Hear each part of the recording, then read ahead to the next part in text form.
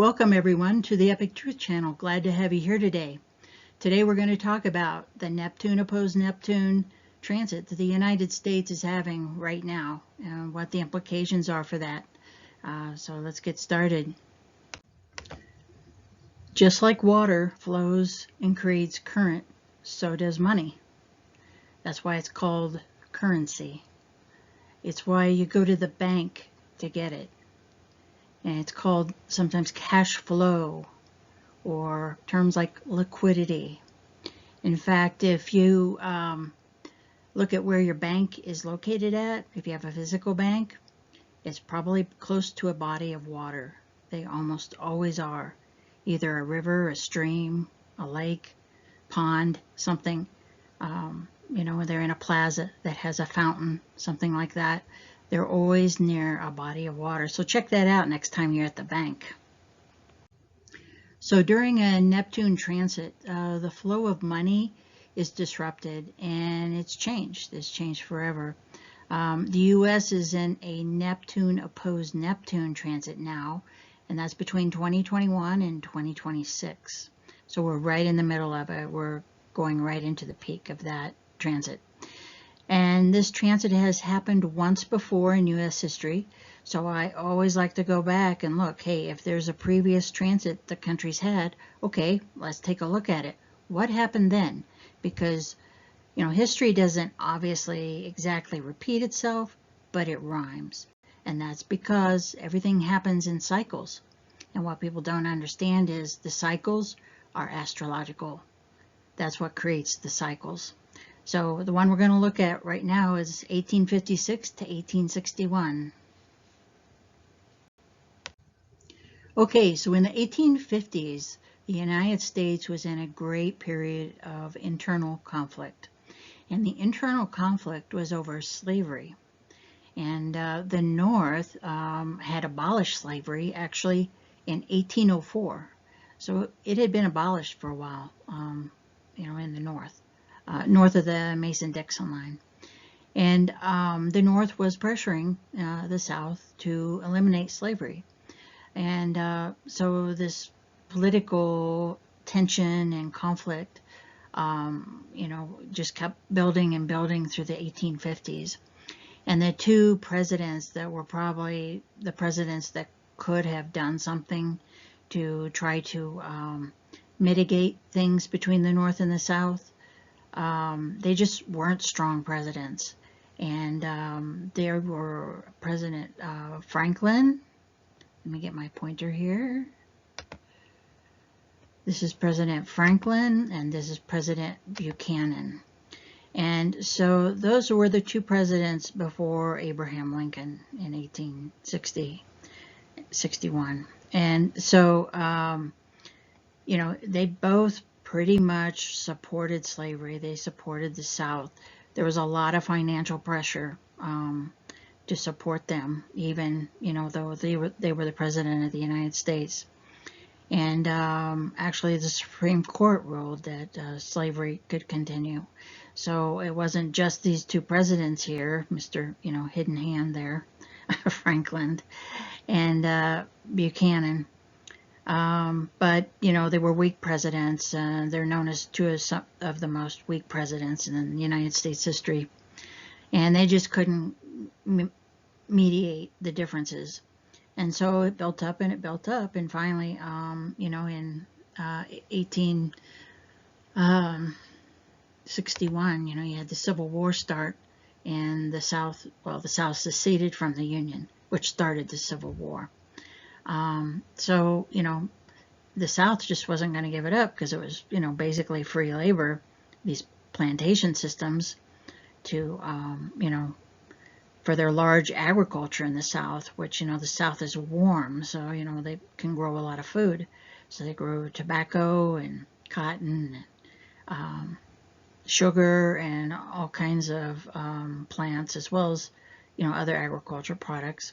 And the North was more focused on manufacturing and industry and production. So, there was this bitter dispute, but it eventually ended in the U.S. going to civil war.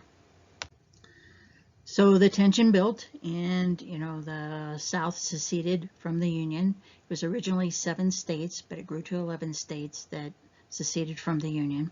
And in 1861, the Civil War began. So, then all the financial resources really got, changed around, and, most of the money was spent to support the Civil War. So, this is how the flow of money gets disrupted. And so this entire time period I just talked about, this was the Neptune opposed Neptune in the United States chart. We've only had one opposition like that of Neptune to itself, and this was the period that happened in. So the Neptune orbital period is 165 years for it to complete a cycle. And so what we're going to look at here in the astrology chart is the Neptune opposition that's going on right now. So this same opposition happened 165 years ago, which was around the Civil War period. So we're using the zodiac 13. So we're using Ophiuchus here, the sign of Ophiuchus. So this is the internal chart is the natal chart of the United States, its birth chart. And that doesn't change. And this is the transits on the outside. So I have the transits set for April 2023 because it just shows the exact opposition. And you can see here's Neptune in the transit, and here's Neptune in the natal chart. There's this big line here. This means they're 180 degrees apart, or they're splitting the circle, right? 180 degrees is half of a circle, and that means they're opposing each other, So as Neptune continues around, then it makes other transits, but not an opposition. So that's what we're looking at here is the U.S. birth chart and the natal opposition that's happening now. And this opposition stays close to exact in 2023 and 2024. So you'll see the most major effects of this transit. Now I'm making this video in 2023. So you'll see it over the next year and a half, the major effects of this transit. So this Neptune opposed Neptune transit that we're in, it's been rocked with financial instability, wealth transfer, conditions that are going to lead to a new economic system. It takes a little while for these things to play out, but you can see it happening. Financial instability, you've got high interest rates, causes inflated food prices, gas prices, increased rates on mortgages, car loans, skyrocketing variable interest rate on credit card debt. Some people are paying 30% or more on their credit card interest rate now. It's crazy. And wealth transfer, well, the big corporations have seen the hugest profits ever during, from 2021 till now. And, they're seeing great record profits, while small businesses are going bankrupt at an alarming rate. And so the 1% elite are getting richer. They're making out like bandits. And while the middle class is shrinking rapidly, and the other, the classes are under stress financially. So the peak of the transit is 2023 and 2024. And, you are seeing things escalate already. But these will be years with a lot of financial crisis and just events, financial events going on, like the bank closures and things like that. The skyrocketing food prices and just what I mentioned before. It's going to, get even more intense. And it's eventually going to lead to a new financial system. And this system is being developed and tested now by the Federal Reserve banking system. It's called the CBDC, Central Banking Digital Currency. And, I used to work in the government. I was in defense, but most government programs, they seem to like to do a 5-phase approach. I don't know, it's just everything's a 5-phase approach, even like financial systems. And so, you know, if you broke that down, if you go onto the Federal Reserve .gov banking site, they have, you know, their opinion papers and white papers and what they're doing to move towards digital currency. And to me, it's fairly obvious that they do believe this is the future, and they're working towards a digital currency for the United States. And like I said, they've done white papers, which are like, you know, just discussion papers about, you know, different approaches. And then they've also done, and you can look at some of the governors of the different federal reserves in the United States, the different banks, and read their opinion papers on it, so you get a diverse background in it. And you know, they're very supportive, and they pretty much all say the same thing: this is where the future's going, and we have to plan for it. And so they have done test runs, simulations, you know, that I would call the stage 2, phase 2, where you do some beta testing to, you know, see how viable the ideal is, and to get a more clear picture of how you would want to roll this out. And then like phase 3, which this is what I feel they're in now, is the development phase. And so, you know, they're working on it behind the scenes. You may not hear a whole lot, and then all of a sudden you'll hear a lot because something gets rolled out. So, you know, they're working on the development. And then the 4th phase is like what we would call in defense low rate production, but, you know, it'd be the initial rollout, the initial users. And then phase 5 is complete rollout. So now you're rolling it out to the majority of the population. And so that's generally how they do things like that. They don't just spring it on people one day that all of a sudden, you know, everything's changed and your bank account's changed and, you know, your funds have changed. I personally don't see them doing it that way. That panics people, and they just don't work that way. They have a slow, methodical way of implementing things. And so I would say they will go through this development phase, and then they'll probably use something, you know, to qualify the system to take it into low rate production. So probably, I think one potential candidate would be the Medicaid system, where you have food stamps and things like that. And it'll just get rolled into this. They'll be given a CBDC account instead of the way it's done now with, you know, stamps, food stamps, and Medicaid, and the, you know, CHIP and all those programs. And so it will create a digital currency. I see it probably coming online, like the low rate production, where they start rolling it out to different groups and populations of people, especially for government funding that they're getting, whether through Medicaid or Medicare or things like that. Social Security could even be controlled that way. You know, just anything that involves an actual government payment. I see it probably coming online around 2025, 2026, and that's at the end of the Neptune transit. So Universal Basic Income is likely to be a part of the CBDC rollout. So, you know, as part of that, you get this account, and it's a digital account. And so, you know, they're going, like if you were going to, let's just take an example, food stamps. So if you were going to roll it in the CBDC, you give the person an account, just like a bank account. Essentially, it's a digital account with digital dollars in it. And let's say, just pick a number, okay, $1,000 a month, you get, just like you would get a certain amount in food stamps now. Well, in this account, they would put in the amount of money that you would normally be accustomed to for your food stamps, or whatever they're going to determine it needs to be. And so anybody who's on that program, that government program, will, you know, switch to this type of an account.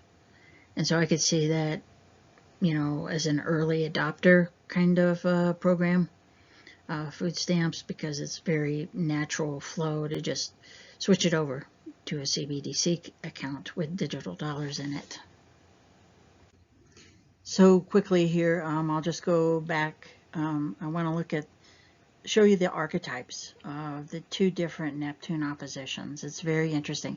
I'm going to go through this very quickly. You can always go back and look at the slides later, relook at the presentation. But, you know, you have in the 1850s, and now comparing it to the transit now, 1850s, you had the rich plantation owners making big money off of slave labor. Right now, you've got large corporations and the elite, the 1%ers, making huge profits off of the middle and lower class. Expansion of the South's business into the Caribbean islands, especially sugarcane. So the South was expanding rapidly. They were also expanding west. So it was getting huge. And the North was aware of that too. You know, it's like, hey, they're growing fast. And so now you have the expansion of large corporations. And you compare that to the record bankruptcies in small businesses. And then in the 1850s, presidents couldn't work out an agreement between the North and South to avert the Civil War. Well, what do you have right now? You have the U.S. and NATO. They can't make an agreement, evidently, with Russia to, you know, come up with a peace agreement. And so now you have a proxy war. In the 1850s, the economy of the North and South operated in completely different systems. And right now you have, you know, the economy basically of the elite and then the economy of the population, you know, the haves and the have-nots. They have very different lifestyles and incomes. The South seceded from the Union in 1861, starting the Civil War. Currently, there's secession movements. They're pretty big and strong in some areas, especially in Texas and California. So you're having the same kind of energy, the same kind of you know, events and movements as you did in pre-Civil War. After the South lost and the Civil War ended in 1865, the U.S. was under a new unified financial system. Well, what's going to happen now? The financial crisis in the U.S. is going to lead to a new financial CBDC financial system. And I suspect around 2025, 2026, you'll start to really notice it, and it's going to be rolled out. And it'll probably come with a system of universal basic income for everybody. So what are some of the positive ways you can use this transit? Well, one thing you can do is, you know, inflation is here, and, you know, the prices of things just get more expensive. So if you can buy ahead non-perishable, you know, food and products that you need, you're better off. They're cheaper. I mean, the corporations love you to buy it as you need it, because that's giving them the best price on that product, because you're waiting until you need it, absolutely need it. And so that's the highest price, right? Things don't get cheaper, they just get more expensive. So for you, your strategy, or in my opinion, you know, I'm not a financial advisor, I have to say that here. So I'm just showing you the astrology of it. You have to make your own financial decisions. This is not a financial advice of any kind. But for me, I'm just showing what I do. The best strategy is to buy ahead. So even in a month ahead, it helps. You know, if you're looking at a 20% real inflation rate, the real inflation rate on food and gas every year, well, just even a month, it makes a difference. And especially if you can get to the point where you're a year ahead, big savings over time doing this. You know, even 3 months, 6 months, and then a year is even better, because you've just saved that 20% on those products. Have extra drinking water and medicine on hand for emergencies, because sometimes these transits, they do have financial crises in them.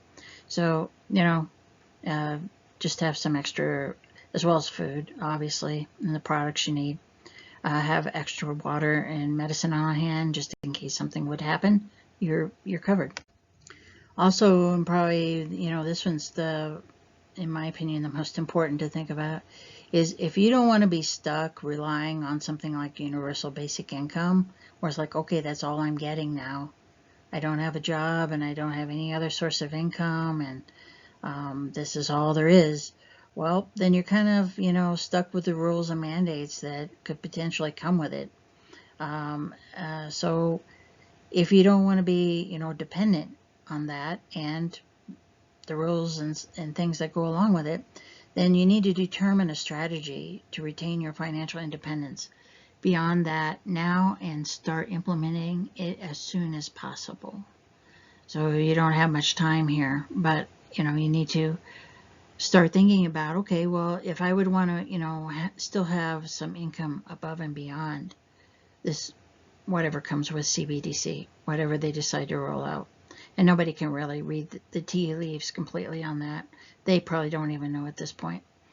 So, but whatever that is, well, if you're self-sufficient and have your own income on top of that, well, that gives you a lot more choices in life, and you have a lot more control over your life and, what you want to commit to. Also, having a community of like-minded people is essential. I feel like you need to start connecting with other people that you feel are, quality people, and they're a good fit for you. Everybody's different. But to just be out there by yourself and trying to weather potentially some things that could happen, it's difficult. So if you have a community of people, friends and family could be part of that or not, but find a community that's a good fit for you, and have quality people you can trust. You need to really research that and feel good about it. And that way you can share news and support each other, and they're really good for how-to information. So they can show you some of the things they're doing you maybe never even thought about. And so, it all helps in the end.